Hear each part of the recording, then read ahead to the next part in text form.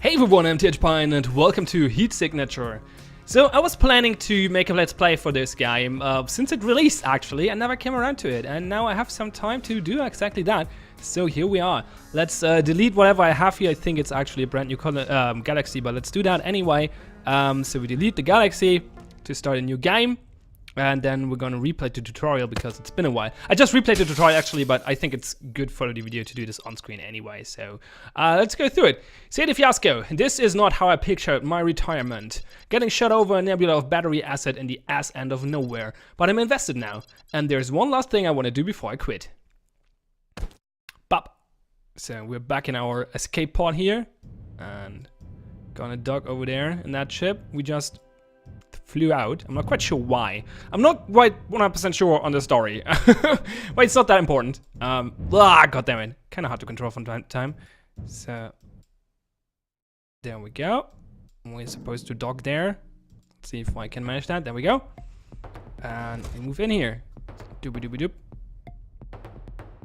You need this key card. Pause now. Okay, so yeah, you can pause whenever you want in this game, and you can, well, make items teleport towards you, which is an interesting mechanic to say the least. We teleport a weapon towards us as well. Now we equip that weapon, the face breaker, and now we hit that guy on the head with it. Pick up the gun, pause again, equip the gun as secondary weapon. Oh yeah, the game automatically unpauses as soon as you start moving, which is a thing I have to get used to. We shoot somewhere to attract the guards. We wait for them to get close and hit them again. There we go. Pick up the key card. And now the game explains how alarms work. Guards sound the alarm if they hear a shot, find a body, or see you. If the countdown hits 0, you'll be captured. Taking out the captain cancels the countdown. Okay, let's do that. So we go hitting the captain, and the ship is secured. Great. Fly the ship, and set course for Cold Rock Haven. Breaker, I've got the siege ship. I've laid in a course for Cold Rock Haven. This ship can crash the defenses, but you've got to reprogram them from the inside while they're down. I'm gonna throw myself into space now. Meet me in the bar if I don't die. So let's do exactly that, and there we go. And we had a short, well, cinematic is the wrong term, I guess, but some credits. Tom Francis, very cool guy, developer of very cool games, like this one, and Gunpoint, obviously. And John Halpart is the music guy, and Chris Harvey, apparently. John Winder helped with coding. And Heat Signature. Yeah, I played this for a few hours, like months ago, and it's quite fun, so I'm excited to play it again, actually. Cold Rock Haven has been captured and recaptured 4 times this year. First 3 times no one who lived there could fight it. This time one of them can. This time one of them has a 40-year career in espionage, a breacher stealth pod, and a kinetic facebreaker. So it's gonna change hands one last time. This time, I'm taking it. You sure are.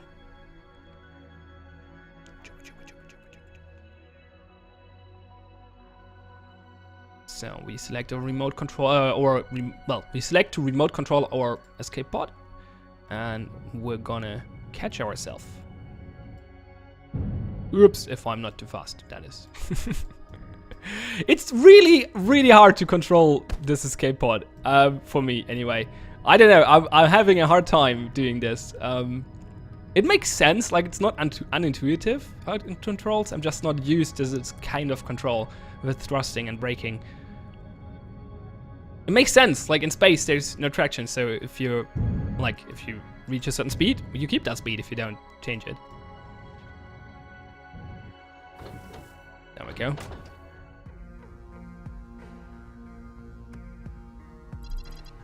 Breaker Gemini, holy shit, you're alive. I get that more than you think. Hey, we have a station. We have a station. This is gonna start something, you know? Other stations are gonna want to throw off the shackles like this. 4 factions fighting over this cloud. If we ever get their strongholds, this world just ends. That's the plan. Sure, you don't wanna postpone your retirement and help out. You to tear through these amateurs. I've been shot 10 times, Breaker. I'll be lucky if I make it to the couch. Fair enough. So that's it. You're really gonna retire? I can't picture it. What are you gonna do? I have connections. People here have problems. I'm gonna help out. Well, they're probably gonna come to me with those, but I'll point them your way. Thanks, B. Okay, and now we're gonna retire. There we go. And that's actually the start of the game now, kind of. There are still some tutorial hints here and there, but basically it's gonna start the game now.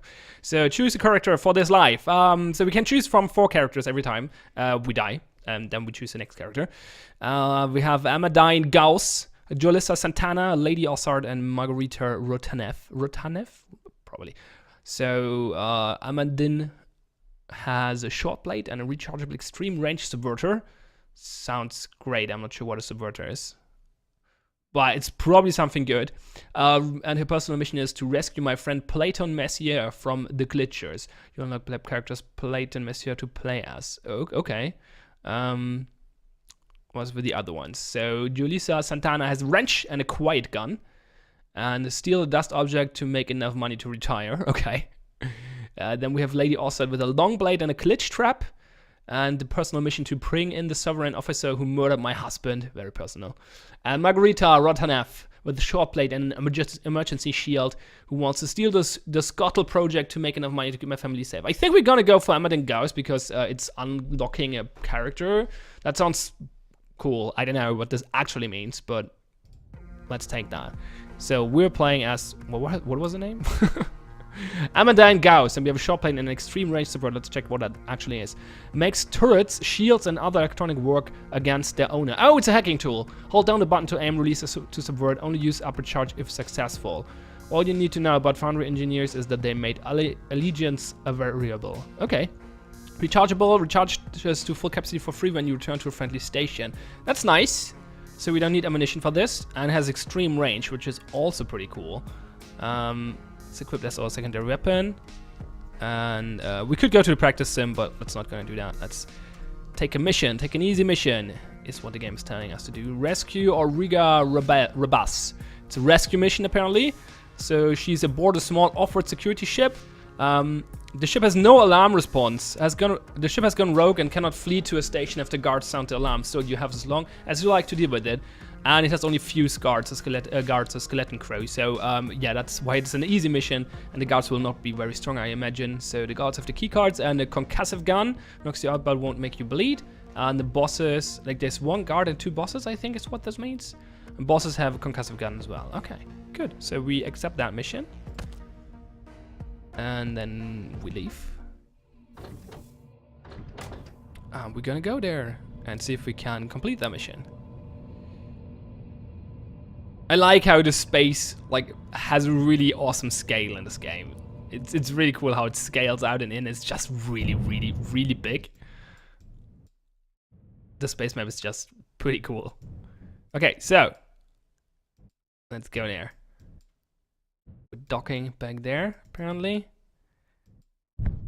Go. So we have to rescue this guy who's apparently unconscious. There are guards and a captain. Should be easy, really. Let's knock this guy. Oh, short blade has a short range. There we go, killed him. Let's take out the captain. But the short blade has a really short range. I have to get used to that. He's gonna sound the alarm, but he's dead, so that's not a problem. Should zoom in a little more. So we're gonna pick up that guy or girl. I'm not sure actually. Bring it to the pot. And that's mission completed. That was easy. Very good. Well, it was an easy mission, so the payoff will not be great.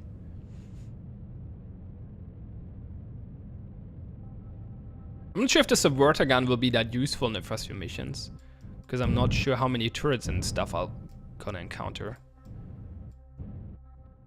Whoa. Okay, there we go. We drop with E, I imagine? Yes, there we go. Mission complete. Rescue Auriga Rabaz. Objective delivered to medical. Crew killed 3, crew harmed 3. Living witnesses 0. We get Enigma achievement for that. Alarm 0. We get the silent achievement for that. And injury suffered a 0. And we got the unscathed achievement for that. Okay, cool. those achievement badges, I guess. Pay 8, whatever the currency is, space credits or something, and a little bit of liberation progress. So not a lot of pay, but we got the mission done. Awesome. Okay, let's talk to Seda Fiasco and see what she can tell us about our personal mission. Hey, you need something? Could just took my friend Platon Messier. Here you can help. Probably send me the details. I put some feelers out. Done. My fees 200 credits. I'll start now. I'm just gonna call it credit until I find out how it's called. I'll start now, but come back when you've got the money and I can start telling you where to look. All right, thanks. Okay, so we have to get money to start a personal mission, apparently. Let's talk to Breaker. Let's see if he tells us something useful as well. Hey, Amandine, how have you been? Hey, Breaker, what do you need? I want to ask you something. Shoot. So you quit Foundry. How does it feel? Good, actually. Not long enough to miss it yet, I guess, but it's like a lot of angry voices in my head finally shut up. What are they like? They're extremely engineers. Leave 1,000 drillers, shipbuilders, and technicians on their own for 43 years, and you've got a society built on solder and rivets. Every social problem has a tech solution, and when that doesn't solve it, they argue about what's wrong with the tech. But they're my family, my extremely smart, extremely stupid, loudly bickering family. Glad to be out, but I bear them no manners. Good, actually. Oh no, that's the same text as earlier. How did Foundry end up here? There were a sovereign mine expedition sent here decades ago to test the waters and set up a station if the asset was good. It was, but it also prigged their long-range drive, so they were stuck. Sovereign sent no help, so they set up shop. Just kept building for 43 years, catching asteroids as they flew by, then carving new homes into them. They built every station in the drift, even the ones they've lost now. I hear they're not wild about Sovereign muscling in. Oh, no, they are livid. Sovereign basically left them to die, and they survived by making this acid cloud a civilization. Now Sovereigns realized how valuable it is, and they're coming for it. Now Foundry spent the last 43 years building space stations, Sovereign spent it inventing weapons. It's gonna get ugly. Okay, some backstory here. What else can we ask him? What are you up to these days? You know, betraying my family, starting a revolution, drinking. Yeah, you stole a station. How do you steal a station? Well, you've got two problems. Its missile system can beat any ship, and interior controls are soft locked to the owner. So you need a ship with a long-range EM siege system to crash the whole station from the outside, but even crashed it, still rip that ship to shreds. So you also need someone on the inside, in this case me. While the controls are down, you can hardwire them to work for you when they reboot. And next explanation for what happened to the tutorial, I guess. Or did you mean like conceptually? I did, yeah. Oh well, you reach a point where people's suffering outweighs their loyalty, then you give them a way out. But the way out has to have EM siege systems. How do you know Fiasco? So that's the character we played during the tutorial, and she's sitting over there. You ever hear of the Sleepers? No. Fiasco's why you haven't heard of the Sleepers. It's a long story. I've got time. There were a massive force came out of the cold speaking a language no one knew with tech we'd never seen. People thought they were gonna take the whole drift. Then somewhere in the fight, they killed the wrong person. I never heard who, and she ain't saying, but someone Fiasco cared about. And she just took them apart over years. Some of it was direct. She killed the commander within 2 hours, leaked their ciphers, and personally stole like a third of their fleet. But some of it had to be her, but you can't see how. Sovereign showed up at the worst possible time. She doesn't control Sovereign. They don't even like her. The Sleepers lost the last of their fleet in an electric storm. Does she control storms? No one controls storms, right? Anyway, that's how I heard of her. Then one day, this white-haired woman walks into my local looking like she could kill everyone in the room. So I strike up a conversation. Now she's got me stealing space stations. Good story. Okay, I think that's it. Continue. No, wait, we talked about that already. Back.